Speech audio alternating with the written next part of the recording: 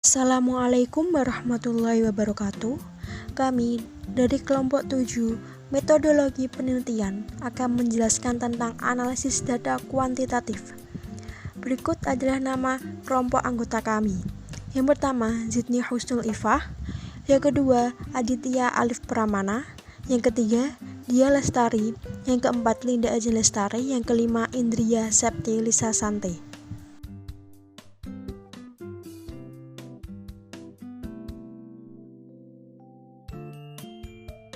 Analisis data kuantitatif, menyiapkan data untuk analisis. Setelah data diperoleh melalui kuesioner, data tersebut perlu dikodekan, dimasukkan dalam komputer, dan diedit. Masing-masing dari tahap persiapan data tersebut sebagai berikut. Yang pertama, pengkodean dan data entry. Langkah pertama dalam persiapan data adalah pengkodean data. Pengkodean data atau data coding termasuk memberikan nomor pada respon dari partisipan sehingga respon tersebut dapat dimasukkan ke dalam database. Pengkodean respon. Dalam kuesioner Excelsior Enterprises, kita memiliki 22 poin yang mengukur keadilan yang dirasakan, peningkatan kerja, kelelahan, kepuasan kerja, dan keinginan untuk keluar dari perusahaan, dan 6 variabel demografis.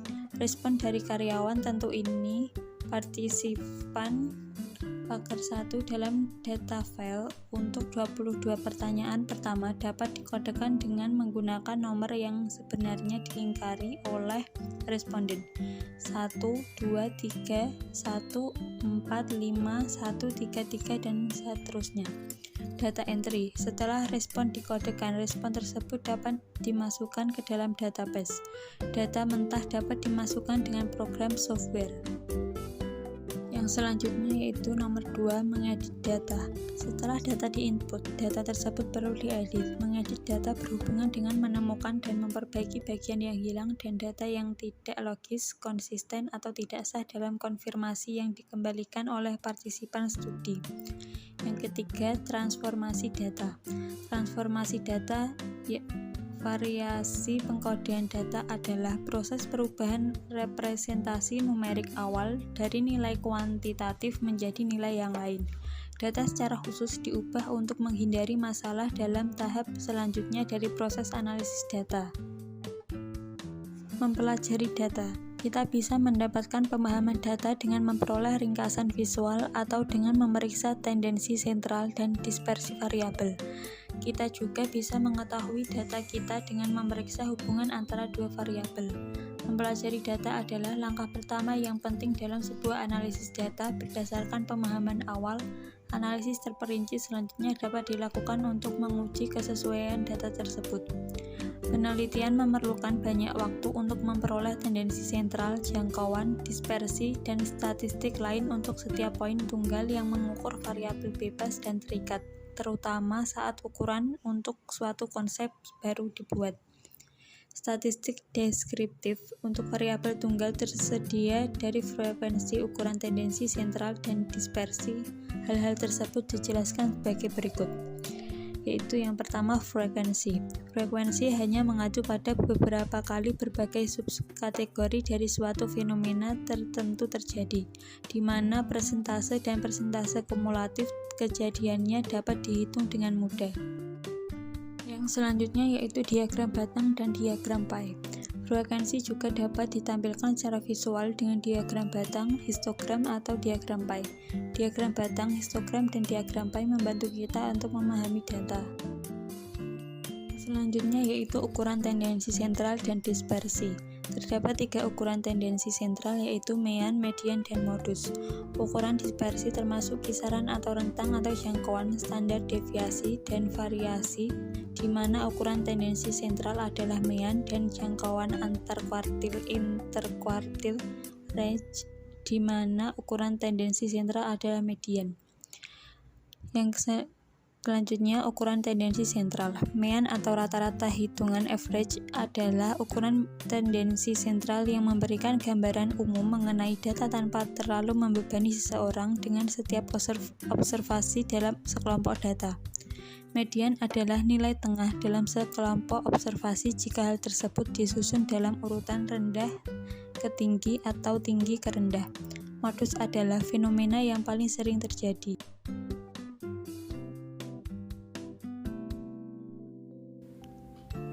Varians dihitung dengan mengurangi mean dari tiap hari dalam kumpulan data, menghitung kuadrat dan selisihnya, dan membagi totalnya dengan jumlah observasi. Standard deviation atau standard deviation yang merupakan ukuran dispersi lain untuk data berskala interval dan rasio, memberikan indeks sebaran distribusi atau variabilitas.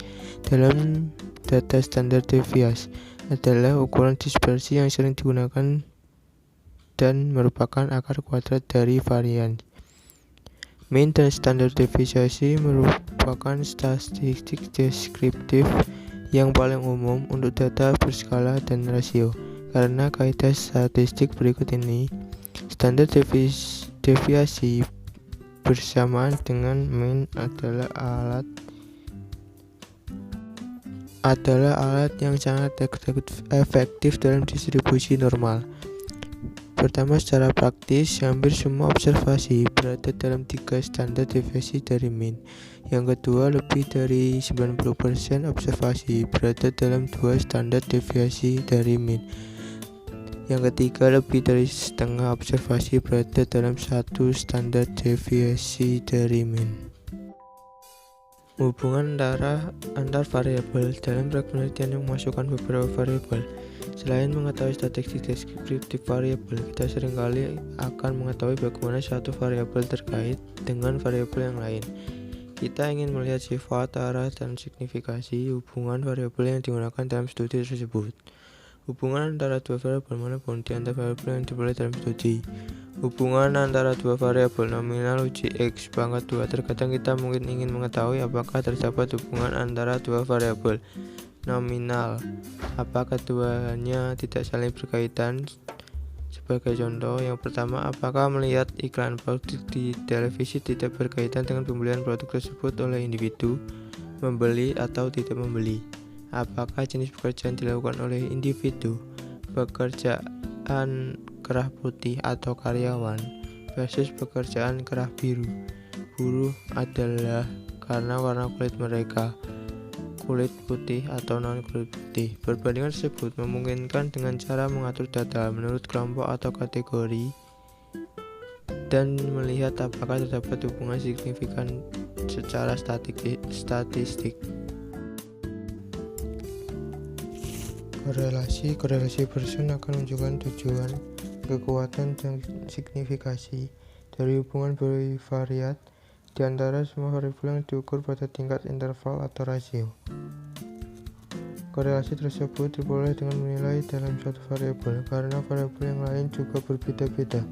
Agar lebih mudah, katakanlah kita mengumpulkan data pada dua variabel, harga dan penjualan untuk dua produk yang berbeda. Jumlah penjualan pada tiap tingkat harga dapat nilai untuk setiap produk. Koefisien korelasi Pearson sesuai untuk variabel berskala interval atau rasio, dan koefisien peningkat Spearman atau kendal tahu sesuai ketika variabel diukur pada skala ordinal. Korelasi bivariat dapat diperoleh dengan mengklik menu yang relevan, mengidentifikasi variabel, dan mencari statistik parametrik atau non-parametrik yang sesuai. Seperti yang dibahas dalam bab 12 reliabilitas reliability, pengukuran dibuktikan dengan menguji konsistensi dan stabilitas konsistensi. Menunjukkan seberapa baik poin atau item yang mengukur sebuah konsep menjadi satu sebagai sebuah kumpulan. Cronbach's alpha adalah koefisien reliabilitas yang menunjukkan seberapa baik item dalam suatu kumpulan secara positif berkorelasi satu sama lain. Cronbach's alpha dihitung dalam hal rata-rata intercore di antara poin-poin yang mengukur konsep. Semakin dekat Cronbach's alpha dengan semakin tinggi reliabilitas konsistensi internal. Ukuran reliabilitas konsistensi lain yang digunakan dalam situasi tertentu adalah koefisien reliabilitas sebelah 2. Spearman reliability mewakili korelasi antara dua dari setengah bagian kumpulan poin. Koefisien yang dihasilkan akan bervariasi tergantung pada bagaimana skala tersebut dibelah atau dibagi. Terkadang, reliabilitas sebelah dua muncul untuk membangun konsistensi ketika ada lebih dari satu skala, dimensi, atau faktor yang dinilai poin di setiap dimensi atau faktor dibelah berdasarkan beberapa logika yang ditentukan.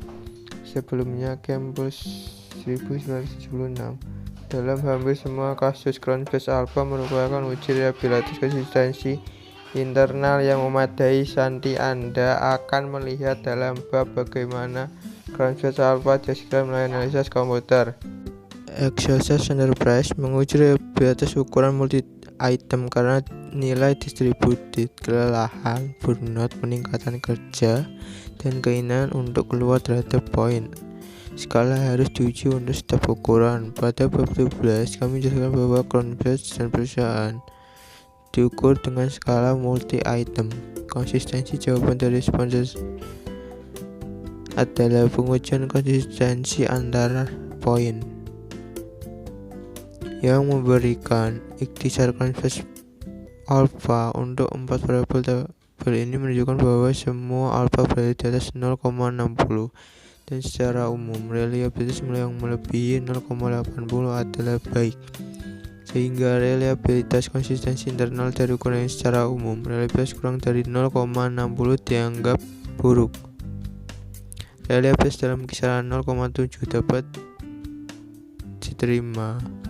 Dalam studi ini bisa dianggap dapat terima untuk ukuran peningkatan kerja dan baik untuk ukuran yang lain. Validitas faktorial dapat diperoleh dengan memasukkan data untuk analisis faktor. Teknik multivariat memastikan apakah dimensi yang diteorikan memang muncul. Ingat kembali dari bab 11 bahwa ukuran dibuat dengan pertama-tama menggambarkan dimensi untuk mengoperasikan konsep analisis.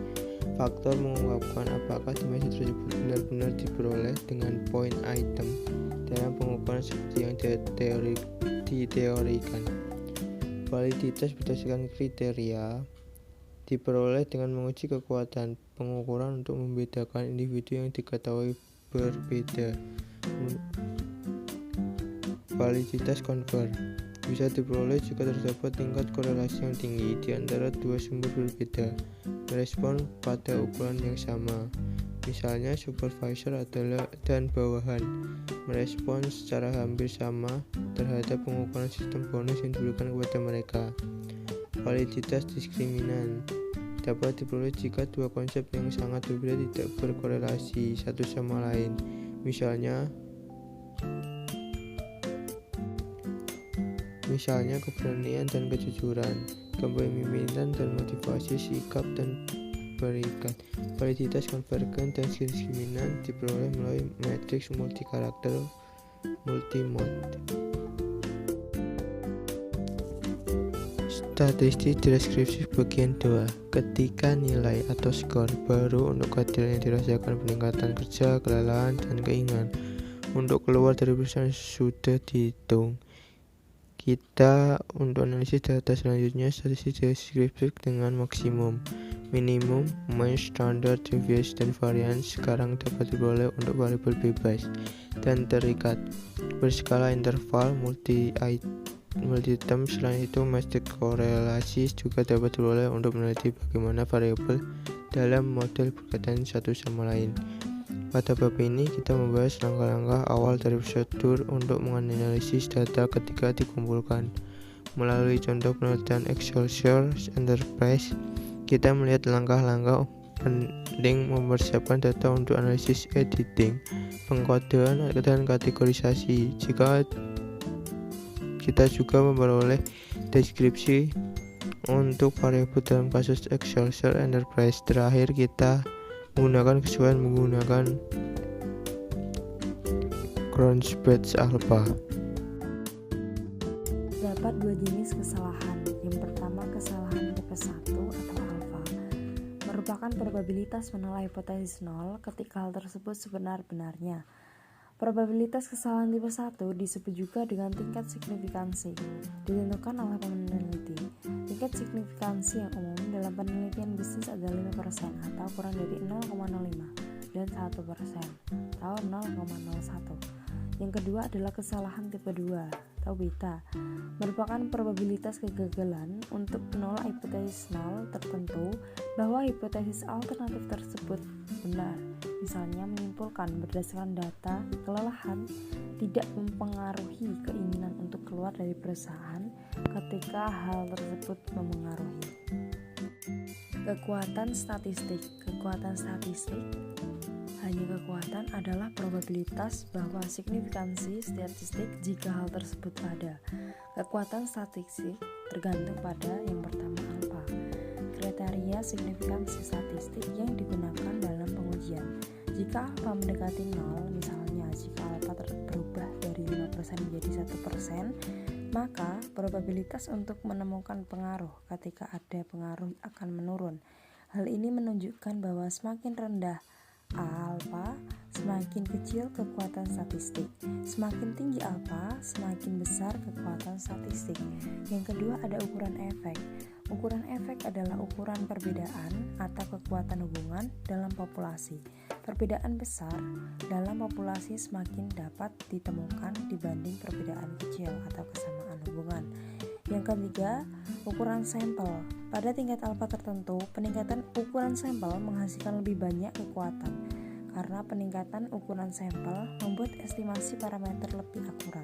Sehingga, peningkatan ukuran sampel menyebabkan probabilitas yang lebih tinggi untuk menemukan apa yang kita cari. Namun demikian, meningkatkan ukuran sampel juga dapat menyebabkan kekuatan yang terlalu besar.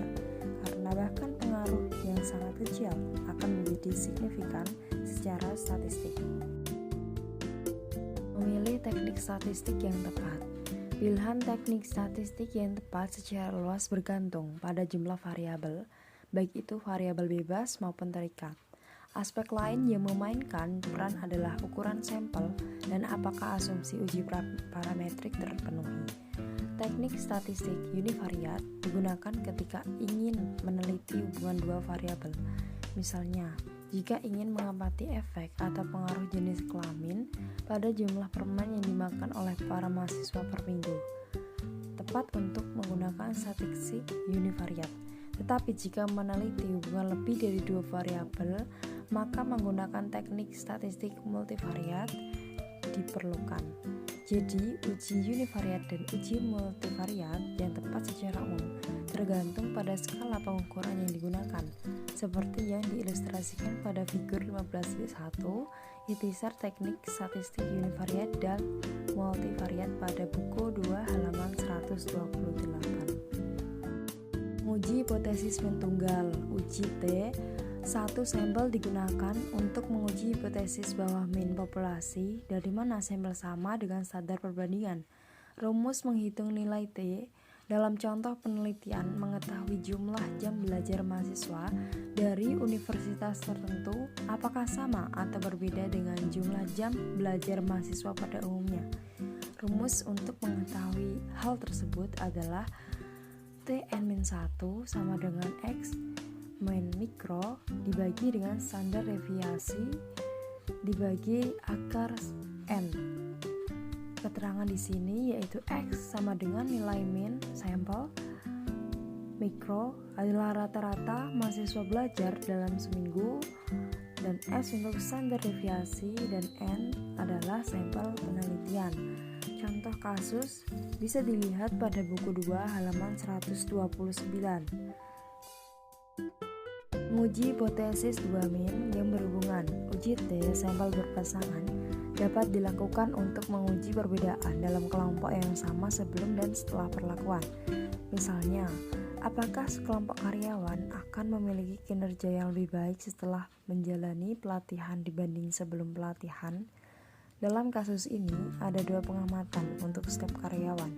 Satu sebelum pelatihan dan satu setelah pelatihan. Kita dapat menguji uji T sampel berpasangan untuk menguji hipotesis 0 bahwa rata-rata perbedaan antara sebelum dan sesudah pelatihan adalah 0. Uji peringkat bertanda Wilcoxon adalah uji non-parametrik untuk menguji perbedaan yang signifikan antara dua sampel yang berkaitan atau pengukuran yang berulang pada sampel tunggal. Hal ini digunakan sebagai alternatif untuk uji T sampel berpasangan ketika populasi tidak dapat diasumsikan secara normal. Uji McNamara adalah metode non-parametrik yang digunakan pada data nominal. Hal ini menilai signifikansi perbedaan antara dua sampel terikat saat variabel keterkaitan adalah dikotomi.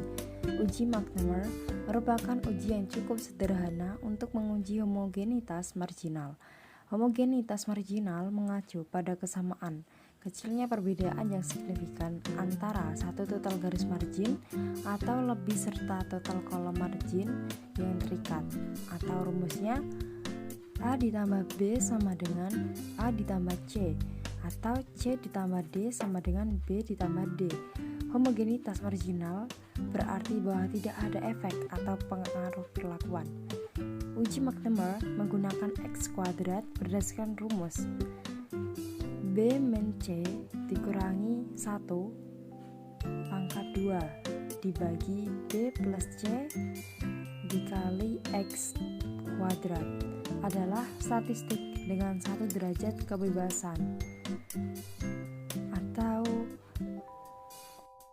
baris dikurangi 1 dikali kolom dikurangi 1. Frekuensi margian tidak homogen jika hasil X kuadrat signifikan pada Pi kurang dari 0,05. Menguji hipotesis 2 min yang tidak berhubungan. Salah satu contoh untuk mengetahui apakah dua kelompok berbeda satu sama lain pada variabel keterkaitan berskala interval atau skala rasio. Misalnya, apakah para wanita dan laki-laki mendesak masalah mereka untuk memperkenalkan flex time di tempat kerja pada tingkat yang sama, atau apakah kebutuhan mereka berbeda? Apakah magister atau MBI memiliki kinerja lebih baik dalam lingkungan perusahaan dibandingkan mahasiswa bisnis dengan gelar sarjana, dan seterusnya. Untuk memperoleh jawaban pertanyaan seperti itu, uji T-sample bebas atau independent sample T-test dilakukan untuk mengetahui jika terdapat perbedaan min yang signifikan antara dua kelompok dalam variabel terikat, yaitu variabel nominal yang dibagi menjadi dua sub kelompok. Misalnya, karyawan departemen pemasaran dan karyawan departemen lain diuji untuk mengetahui apakah terdapat perbedaan min yang signifikan antara dua bagian kelompok pada variabel terikat yang diukur pada skala interval atau rasio, misalnya penghasilan. Menguji hipotesis beberapa min. Analisis varians atau ANOVA membantu untuk meneliti perbedaan min yang signifikan di antara lebih dari dua kelompok pada variabel terikat berskala interval atau rasio. Misalnya, apakah ada perbedaan yang signifikan dalam jumlah penjualan dengan mengikuti 4 kelompok tenaga penjualan, mereka yang dikirim ke tempat pelatihan, mereka yang diberikan pelatihan kerja selama magang, apakah tingkat promosi perbedaan secara signifikan bagi mereka yang mendapatkan arahan, memilih mentor mereka sendiri, dan tidak memiliki mentor dalam sistem organisasi. Hasil ANOVA menunjukkan min dari berbagai kelompok secara signifikan berbeda satu sama lain, seperti yang diujikan dengan statistik F. Statistik F menunjukkan apakah dua variabel sampel berbeda satu sama lain atau berasal dari populasi yang sama. Distribusi F adalah probabilitas distribusi varian sampel dan kelompok perubahan distribusi dengan perubahan dalam ukuran sampel.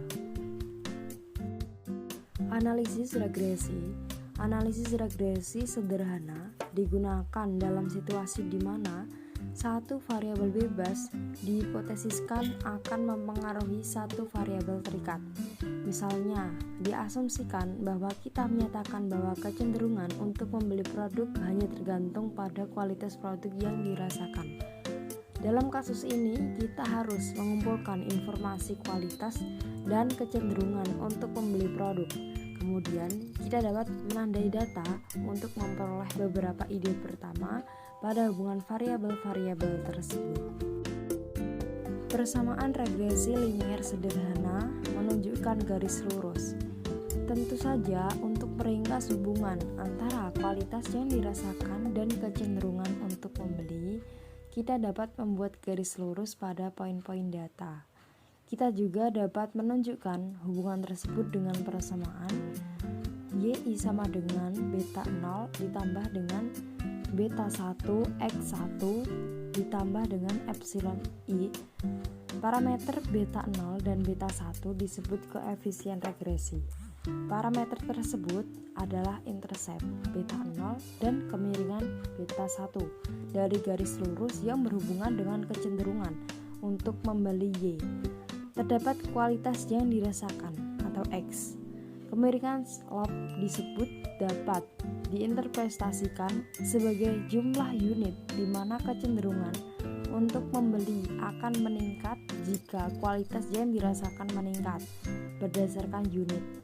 Istilah kesalahan mewakili kesalahan yang diprediksi atau perbedaan antara kecenderungan untuk membeli yang diestimasikan dan kecenderungan untuk membeli sebenarnya. Ide dasar dari analisis regresi berganda sama dengan ide pada analisis regresi sederhana. Hanya saja dalam kasus ini kita menggunakan lebih dari satu variabel bebas untuk menjelaskan varians dalam variabel terikat. Analisis regresi berganda adalah teknik multivariat yang sering kali digunakan dalam penelitian bisnis. Poin awal dari analisis regresi berganda adalah model konseptual yang sudah dibuat oleh peneliti pada tahap sebelumnya dari proses penelitian. Analisis regresi berganda memberikan min, penilaian secara objektif pada tingkat dan ciri-ciri hubungan antara variabel bebas dan variabel terikat. Koefisien regresi secara relatif menunjukkan pentingnya setiap variabel bebas dalam prediksi variabel terikat. Koefisien regresi terstandar.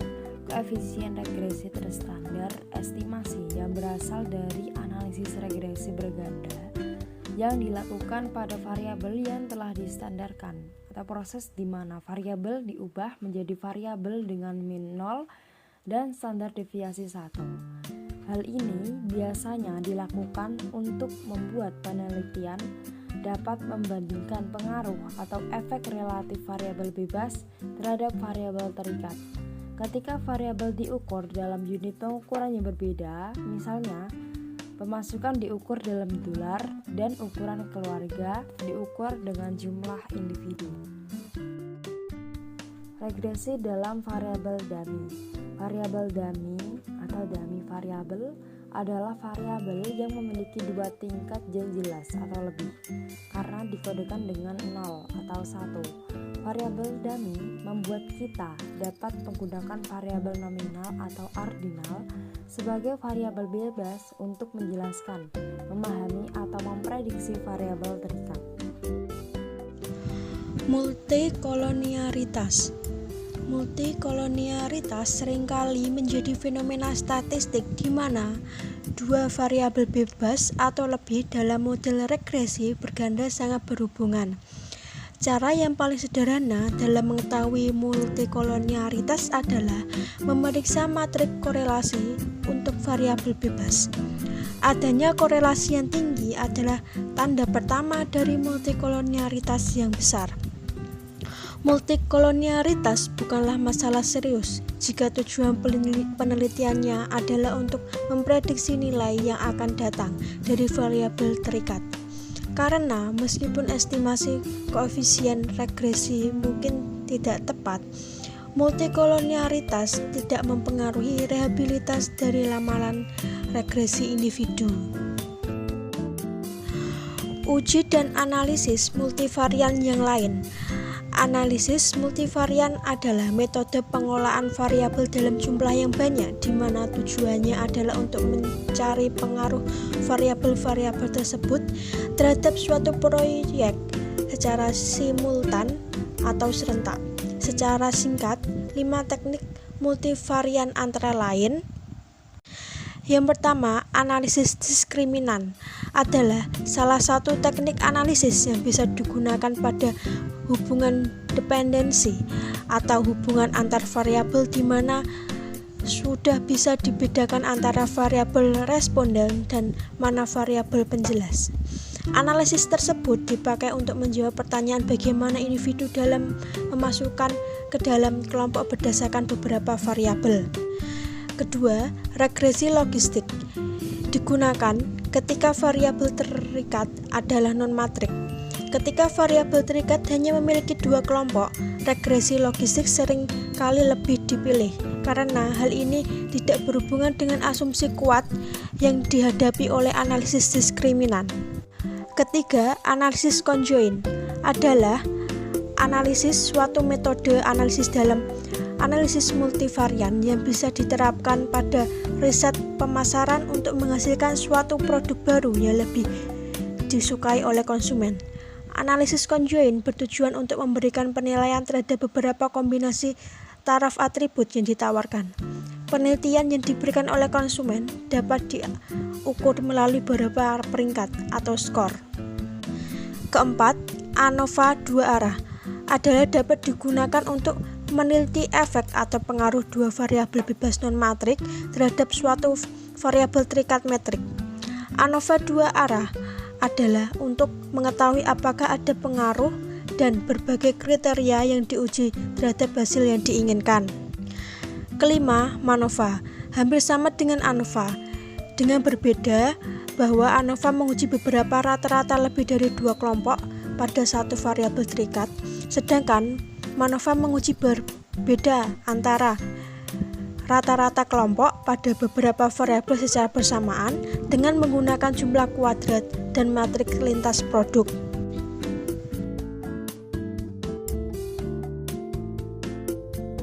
Data warehousing, data mining, dan penelitian operasi. Data warehousing dapat dijelaskan sebagai proses menyaring, mentransfer, dan mengintegrasi data yang tersebar di berbagai basis data atau database dan bahkan sistem operasi eksternal dengan tujuan untuk mempermudah analisis dan pengambilan keputusan. Sebagai pelengkap untuk fungsi data warehousing, banyak perusahaan bergantung pada data mining sebagai alat strategis untuk mencapai tingkatan baru dari intelijensi bisnis. Dengan menggunakan algoritma untuk menganalisis data dengan cara yang efektif, data mining secara lebih efektif memanfaatkan data warehouse dengan mengidentifikasi hubungan dan pola yang tersembunyi dalam data yang tersimpan di dalamnya. Selanjutnya, penelitian operasi atau ilmu manajemen merupakan alat canggih lain yang digunakan untuk menyederhanakan dan memperjelas jenis persoalan rumit tertentu yang harus dikuantifikasi. Penelitian operasi menggunakan matematika dan statistik lanjutan untuk mengidentifikasi, menganalisis, dan pada akhirnya memecahkan persoalan rumit dengan kompleksitas tinggi yang dihadapi. Penelitian operasi membantu meminimalkan biaya dan meningkatkan efisiensi dengan menggunakan pohon keputusan, program linier, analisis jaringan, dan model matematika. Paket software untuk analisis data. Yang pertama, LISREL. LISREL didesain untuk mengestimasi dan menguji model persamaan struktural. Persamaan struktural bersifat kompleks, model statistik hubungan linier di antara variabel laten atau tidak teramati dan variabel manifest atau variabel teramati. LISREL juga dapat digunakan untuk analisis faktor eksploratory dan analisis faktor konfirmasi. Yang kedua, MATLAB. MATLAB adalah program komputer yang awalnya didesain untuk menyederhanakan implementasi rangkaian aljabar linier numerik. Hal ini digunakan untuk mengimplementasikan algoritma numerik atas jangkauan aplikasi yang luas. Yang ketiga, M+. M+ adalah program model statistik yang memberikan banyak model pilihan, estimator, dan algoritma kepada peneliti. M+ memungkinkan analisis banyak variasi data seperti data cross-seksional dan longitudinal, data satu tingkat dan berbagai tingkat, serta data yang berasal dari populasi yang berbeda dengan heterogenitas teramati atau tidak teramati. Yang keempat, SAS. SAS adalah sistem produk software yang terintegrasi, dapat melakukan banyak analisis statistik seperti analisis statistik deskriptif, teknik multivariat, dan rangkaian waktu. Yang kelima, SPSS dan SPSS AMOS. SPSS adalah manajemen data dan program analisis yang didesain untuk melakukan analisis data statistik, termasuk statistik deskriptif seperti plot, frekuensi, bagian dan daftar, seperti halnya prosedur statistik inferensial dan multivariat yang kompleks, analisis varians atau ANOVA, analisis faktor, analisis cluster, dan analisis data kategori. Dan yang keenam, Stata. Stata adalah paket software statistik dengan tujuan umum yang mendukung berbagai metode statistik dan ekonometrik, grafis, peningkatan fitur untuk manipulasi data, programming, dan manipulasi matriks. Sekian penjelasan dari kelompok kami, kurang lebihnya mohon maaf. Wassalamualaikum warahmatullahi wabarakatuh.